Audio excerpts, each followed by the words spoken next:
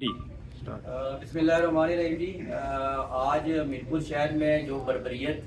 کا بازار گرم تھا رمضان کے مہینے میں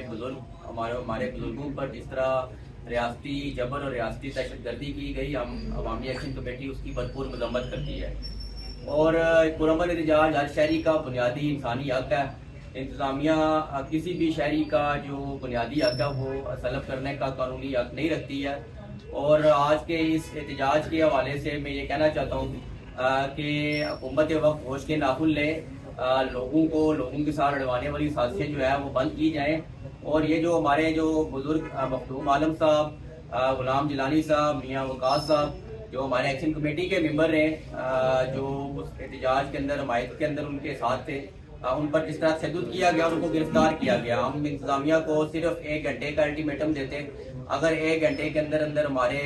ان سارے لوگوں کو، ہمارے کور ممبران کو میرپور کے رہا نہ کیا گیا تو ہم سب شہریوں کے ساتھ مل کے ہم احتجاج کی طرف جائیں گے۔ 4 بجے ہم چوک شہیدہ میں پھر ہم احتجاج کریں گے، اور پھر آپ کو پتہ ہے کہ جب عوامی ایکشن کمیٹی احتجاج کے لیے نکلے گی تو پھر آپ کے لیے مسائل کھڑے ہوں گے، پھر یہ آواز پوری دنیا تک جائے گی، پوری دنیا کے ایوانوں تک جائے گی، مظفر آباد تک یہ آواز جائے گی۔